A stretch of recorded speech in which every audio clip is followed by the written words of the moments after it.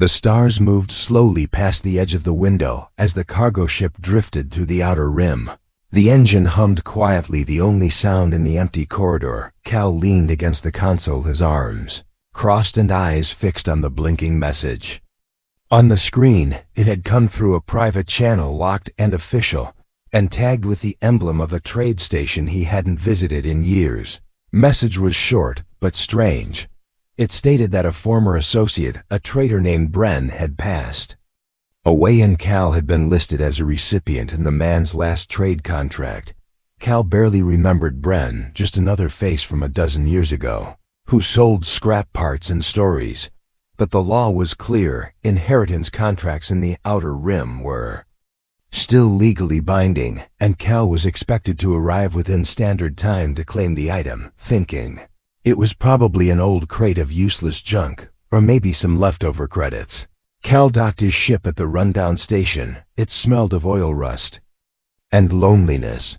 The clerks behind the counter looked bored, like everything in their lives had stopped moving along. Time ago, a gray uniformed officer met him at the front of the registry and scanned his ID chip.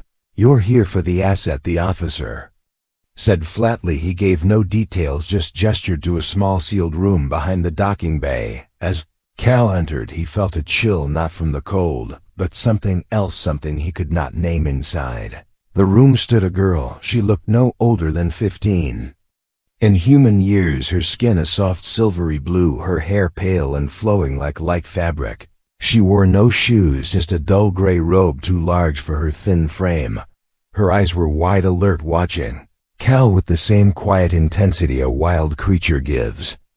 A potential threat. She didn't move, didn't speak. A second officer standing by the wall explained in a dry voice, "This is a Class C alien lifeform belonging to the former trader Bren. She is registered under contract 39-7 as personal property. Due to the laws of this sector, she now belongs to you." Cal blinked. The words didn't make sense. He looked at the girl, then at the officer, then back at the girl again. She didn't react, not even a twitch, as if she had heard those same words many times before. "I didn't sign up for this," Cal said, slowly, confused and a bit angry. "What am I supposed to do with a living person?" Officer shrugged. "That's your choice. You can release her, keep her, trade her, doesn't matter to us legally. She's yours." Cal stepped closer and crouched slightly, trying to meet the girl's eyes. He spoke softly. "Hey, do you understand, Mesh?" Nodded once sharply, no fear in her eyes, but no trust either. "What's your name?" She hesitated, then spoke in a soft, dry voice. Lyric sounded more like a whisper than a word. Cal stood again and turned back to the officer. "I'm not keeping her as property. That's not happening." The officer nodded again. "Still your choice. Just sign here to confirm delivery." Contract was old and worn, a scanned copy of a scanned copy. The symbols of multiple languages ran down the page, but the meaning was clear. The girl had been passed between traders like a rare tool, like an exotic pet, never asked, never freed. Cal signed the form, not because he accepted the idea of ownership, but because he knew that walking away would leave her here, trapped again in a room like this, or worse, sold to someone else. As they walked back to his ship, she followed silently, no expression, no complaint. Cal felt a tight knot in his chest, not guilt exactly, but something close to it, a deep unease that this kind of thing still existed in corners of space, forgotten by the rest of the galaxy. Once inside the ship, Cal opened the small passenger cabin and motioned inside. "This is yours now," he said. "You can rest here, eat, sleep, do whatever you like. I won't lock the door." Leary entered slowly, eyes scanning the room, as if she was waiting for something to explode. She sat down on the edge of the cot and looked at him with a blank, unreadable face. "You're not going to chain manure, not going to sell Mano again. Then what do you want from me?" "Nothing." She stared at him as if those words made no sense to her at all. Cal sat across from her, leaned back and let out a slow breath. "Listen, I'm just a scavenger. I fly from wreck to wreck, looking for scrap to sell. I live quiet. I don't want trouble, and I sure as stars didn't expect this today. But now you're here, and I'm not about to treat you like cargo." Leary said nothing. Her fingers curled around the edge of the blanket. Her breathing was slow, controlled. Her posture too still. Cal stood and moved to the kitchen. He made a bowl of broth and placed it near her door. He didn't push it into her hands, didn't force her to eat. He just left it there and returned to the pilot's seat. That night the ship floated through deep space, dark and quiet. Stars glittered beyond the windows like frozen sparks. Leary did not sleep, but she watched Cal from the shadows of her cabin. She saw how he sat with his feet on the console, head leaned back, eyes closed but never completely relaxed. She saw how he left the door open between their rooms, not as a mistake, but as a sign he was not like the others. She had been traded before, sold and used and silenced. But this human didn't seem to want anything from her. It confused her, made her wary, and for the first time in many years, something inside her stirred, not hope, not yet, but the fragile spark of curiosity. The question grew slowly in her mind, like a seed planted in alien soil. What if he truly meant it? What if she was no longer a thing? What if she was free to choose, and in that quiet drifting ship with the stars watching from beyond? Leary said her second word of the day. She whispered it to herself. A word from her own language, a word that meant maybe, and for her that was enough to begin. The days passed quietly inside the small ship, drifting between forgotten star routes and scattered wrecks of old battles. Cal did not speak much, nor did he ask questions. He worked in silence with tools in hand, patching wires, recalibrating sensors, scanning through piles of old junk collected from abandoned freighters, while the girl watched from the corner of the main deck, seated on a crate, knees pulled to her chest, eyes moving slowly, following every motion he made. Her name was Leary, but she did not speak it again after their first meeting. She did not ask where they were going or how long they would be on this journey. Instead, she stayed still like a shadow in the room, never interrupting, never intruding, only observing. Cal noticed her presence in quiet ways. The bowl he left in her room would always be empty by the next morning, neatly cleaned and placed back near the wall. The blanket folded each time she stepped away, even if just for a moment. She left no mess, made no noise, asked for nothing. He kept his word, never locked her door, never questioned her silence. He treated her not as a guest nor a servant, but simply as someone who was there, someone who belonged not by force or rule, but by some unspoken agreement. One evening, as the ship passed near a dying red star, the light spilling through the windows like melted fire, Leary stepped into the control room where Cal sat, checking fuel reserves. Her footsteps were so soft, they almost disappeared beneath the hum of the engine.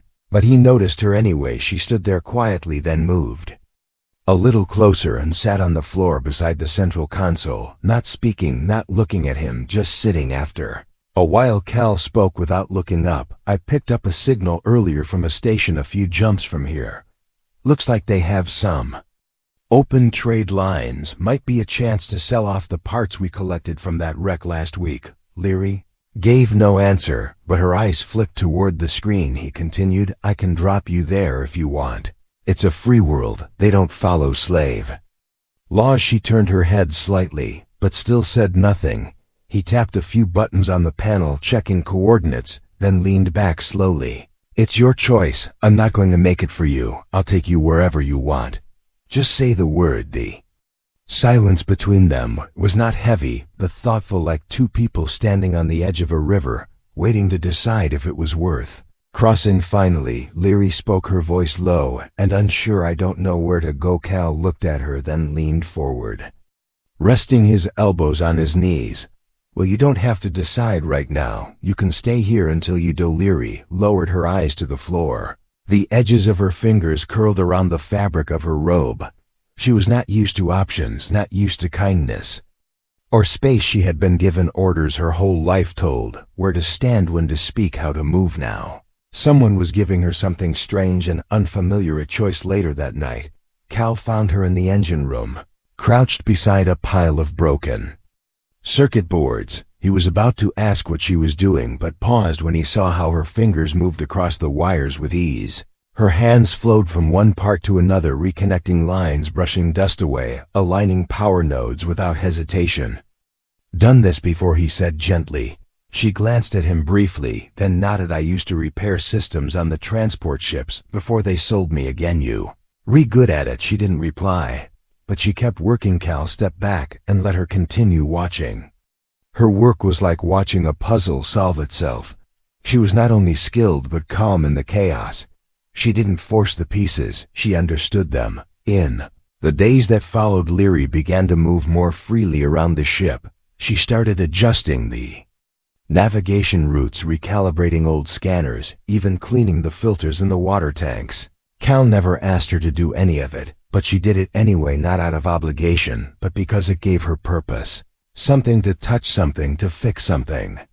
That didn't hurt. He would find her sometimes staring out the window at the stars, lost in thought, and when he passed by she would not flinch anymore. The silence between them slowly changed. It was no longer a wall, but a quiet space filled with understanding. One day, while sorting through parts in the storage bay, Cal found an old music player buried beneath rusted metal. He dusted it off, powered it up, and brought it into the common room. The music was soft, full of strings and echoing notes, like the sound of wind flowing through trees on a forgotten planet. Leary came and sat nearby, listening without speaking. Her eyes softened as the music played. She leaned back against the wall and closed her eyes.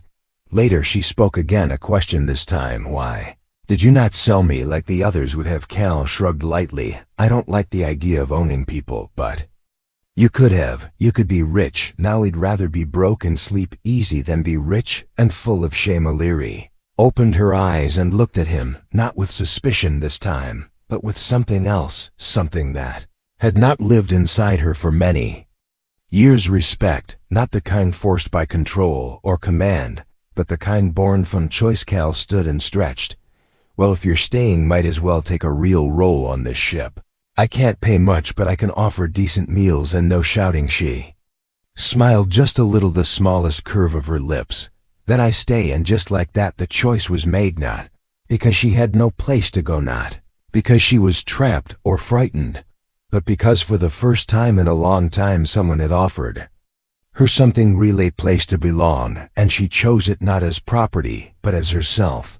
Ship moved through a darker region of space where forgotten satellites drifted and ancient warships lay broken like bones of old monsters. Cal was used to flying through such places where silence ruled and signals rarely reached beyond the void. He liked it that way, quiet, peaceful, out of the reach of law and noise. Leary was different now. She still spoke little, but she moved with purpose. She repaired systems, upgraded panels, and even reprogrammed part of the main AI, which had been stuttering for years without full memory access. Cal watched her with quiet pride, not as an owner, not as a guardian, but as a crewmation. Morning, as he checked the long-range scanner, something changed. A red pulse blinked across the screen, not a random drift, but a message, a coded signal, sharp, clean, too perfect to be natural. He ran it through the translator, and the words came out cold and clear. Vessel has been marked, target acquired. Prepare for extraction. Cal frowned. He leaned back, stared at the words, then ran a second scan to confirm. The signal was real. Someone had locked on their coordinates. He turned toward the control room and called out, Leary, we may have a problem. She was already there, standing by the door, her eyes narrow and alert, as if she had felt the shift before he spoke. She stepped closer, looked at the screen, and tilted her head. That code belongs to collectors. Collectors, yes, those who trade in rare species and ancient bloodlines and forgotten knowledge and stolen names. They take not because they need, but because others are willing to pay. Cal's jaw tightened. How did they find you? Leary placed her hand on the console and closed her eyes for a moment. Her voice was steady. Someone must have heard. I was not sold when the inheritance was passed. They track stories like that, follow trails of rumor. Someone always talks. Cal tapped the console, quickly rerouting the ship's path through a dense asteroid field. If they're coming, we need cover. We'll lose them in the rocks. Leary sat beside him and without asking began feeding new calculations into the navigation system, her fingers moving fast, reading star charts and drift currents like they were written in her blood. Within moments, the ship dipped into a narrow field of tumbling rock. The asteroids moved slowly, but their mass was deadly. A single hit could tear a ship apart. Cal trusted her math and flew the craft through the gaps with care. Hours passed with no new signal, just the grinding sound of rock shifting around them. Then as the engine cooled and the radar calmed, a different sound echoed through the ship. Not external, not mechanical, but deep. A hum came from the lower cargo hold, soft at first, then stronger, pulsing in rhythm like a heartbeat. Leary stood up slowly, her expression distant. She whispered, "I know this sound." Cal followed her down to the cargo bay, where piles of old tech had been stored from their last salvage run. They moved through boxes and crates until she stopped in front of a narrow black case. She opened it with trembling hands, and inside was a small device no larger than her palm, round and covered in old markings that glowed faintly at her touch. "This is not junk," she said softly. "This is memory storage from my homeworld." Cal stepped closer. "You sure?" "Yes," she answered. "I remember this pattern. It is old, very old. But it was made by my people, and this signal, it reacts to me only." "To me, what does it hold?" Leary looked at him, and something sharp moved behind her eyes. "Not words, not emotions, but a flood of something older. It holds history. It holds the names of my ancestors, their work, their designs, their warnings. And it holds the keys to our language." Cal stared at the small object pulsing in her hand, then glanced back toward the control room. "If someone else knew you had this, they would never stop chasing us," Leary said flatly. "They would tear open planets to find it again. And to find me." Thought passed between them, quiet but clear. They were not just fugitives now. They were carriers of something others would kill for. Cal moved quickly, activating the ship's cloaking module, a temporary fix but enough to hide them. For now he turned to her and asked, "How much do you remember?" "Not much yet," she said, "but more is coming back. I dream of machines and codes and old cities. I hear voices whispering in the numbers. Then we need to find a way to unlock that memory." Leary nodded slowly, but her face was pale and thoughtful. "There is danger in remembering too quickly," she said. "Some knowledge was hidden for a reason. If we open everything at once, it may destroy us, so we go slow." Cal said, "We stay hidden. We find a place to work safely. No noise, no signals, no trails." But it was too late for silence. The message that had marked them had already spread through the underground networks, across the darker corners of the galaxy. Whispers were forming. Some said a human had taken in a relic child. Others said a girl with silver skin carried lost codes of a broken race. Some said a war was coming, and in the cold places of space where powerful ships waited in silence, a single word kept repeating: Gleethy, girl once traded. Like an object now carried more weight than any weapon. Cal sat in the pilot seat, watching the stars drift by slowly. His hand rested on the sidearm near the console, not from habit, but from need. Leary stood behind him, a figure of quiet resolve, her eyes focused on the dark ahead. Neither of them said it out loud, but they both knew they were no longer running from the past. They were running toward it, and whatever waited there would not be easy to face. A cold light passed across the ship's hull as it approached the orbit of a dead moon, one of the forgotten rocks drifting far beyond the common maps. There were no colonies here, no trade routes, no records of any kind. Just dust, shadows, and silence. Cal stared at the cracked surface below, dark and unwelcoming. The scanners had picked up a faint signal buried deep beneath the crust, not a broadcast but a frequency loop, like a heartbeat, repeating in patterns too precise to be natural. Leary stood beside him, her eyes fixed on the moon without blinking. She said nothing for a while, then spoke in a low, steady tone. "I know this place. You've been here before." "No," she replied, "but I have seen it in my dreams." Cal checked the ship's systems again. Fuel was low, shields were holding, but barely, and their last cloak cycle had burned out power fast. They couldn't stay long. He set the course toward the largest crater where the signal was strongest. The ship descended slowly, kicking up clouds of gray dust as it landed with a soft thud. They stepped outside in sealed suits, boots pressing into the soft soil with silent weight. Leary walked ahead, guided by something deep within her memory. Not words, not maps, but instinct. They found it beneath the crater floor, a circular structure half buried in stone with lines carved deep into the metal surface, glowing faintly with the same pulse as the device she had activated earlier. "This is a gate," she said softly. "Not a door, not a trap. A gate meant to be opened only by one of my kind." Cal glanced around the silent wasteland.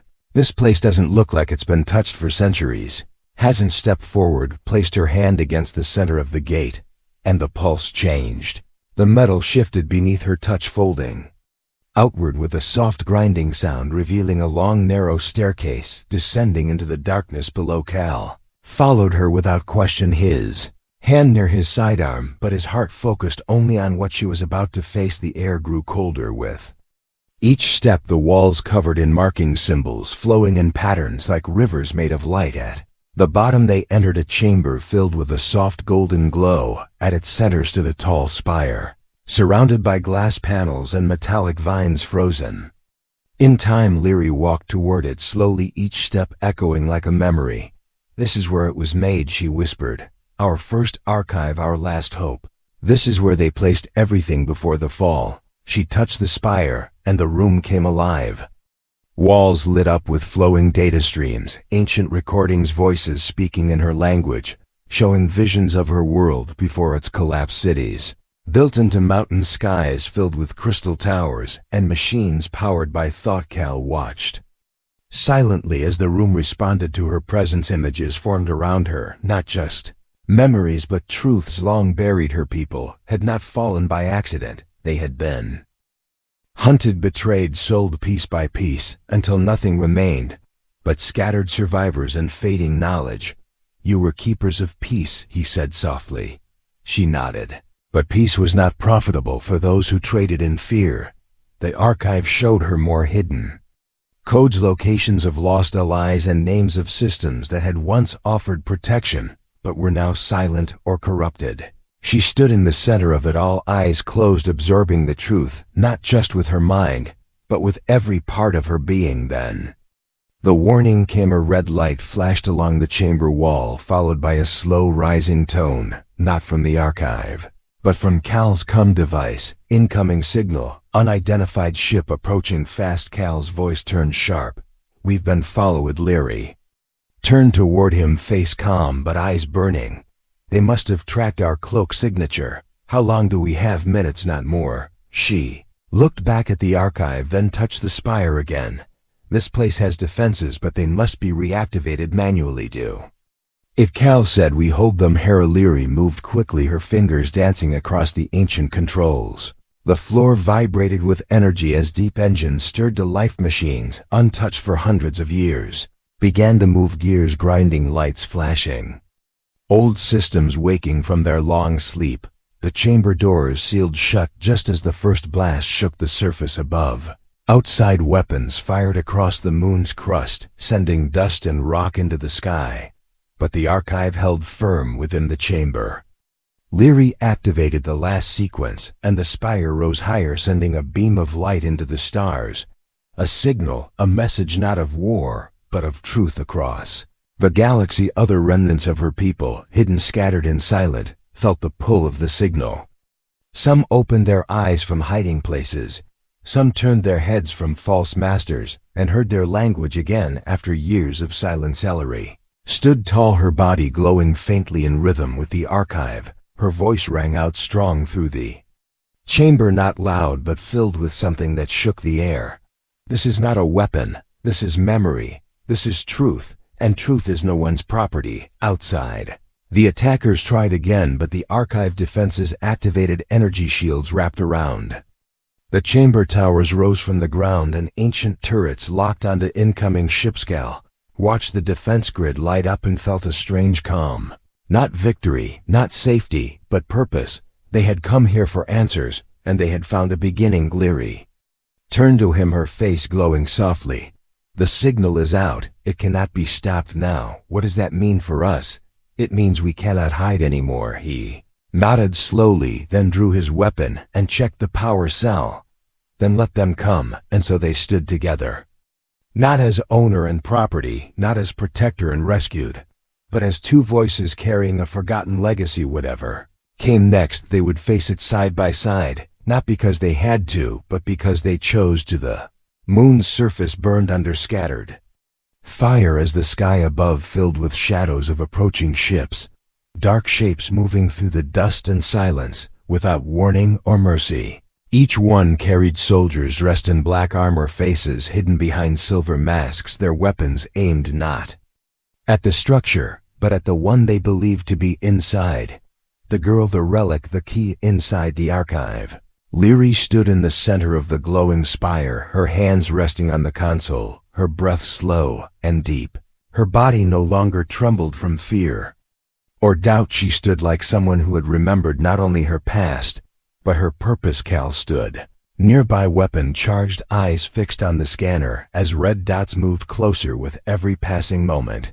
The structure vibrated with power walls humming under the energy awakened by Leary's presence, yet he knew the defenses would not last forever. Not against full assault. You'll breach the outer shell soon, he said quietly to her, his voice calm but urgent. There's still time for you to escape. I can hold them off. Leary turned her head, her expression unreadable, but her eyes steady and clear. I will not run again, even if they capture you again, even if they break this place. They cannot unsend the signal, she said softly. It's already in the stars, echoing through the network, awakening those who forgot who they were. And what about you? I remember now, she whispered. I was not just a servant or a prisoner. I was a memory keeper. I was trained as a guardian of the archives I was born to protect. Knowledge meant to uplift, that control. The ground shook again, dust falling from the ceiling as the attackers reached the outer defense line. Turrets fired sharp lines of energy, lighting the shadows and drawing screams from those hit by the first wave, but they kept coming, wave after wave, like darkness pressing against the last flicker of light. Then, from the far side of the moon came a different sound, a deeper roar. Engines not of the enemy, but of something new. The scanner lit up again, blue signals mixed with the red, one after another. Ships uncloaking in the distance, not large, not powerful, but fast, agile, and each of them carrying a beacon that pulsed with the same code as Leary's transmission. Allies, they came, they responded. Cal stared at the screen as one of the ships opened. Come, and a voice came through, smooth and strong. We received the signal. This place is not forgotten. We are here to help. Leary stepped forward, activated the transmission feed, and spoke, her voice steady across all frequencies. This archive is not a weapon. It is a light buried under silence, meant to guide those who have lost their way. The enemy fleet hesitated for a moment, surprised by the appearance of unknown ships, but only briefly. Then their leader transmitted a warning, hand her over, or we destroy the moon. Leary turned to Cal, her face calm. This is the last choice. Then let it be yours. Stepped out of the main chamber into the outer corridor, walked to the blast door, and opened the inner seal. Her figure appeared in the moonlight, small against the crater, her robe flowing gently in the dusty wind.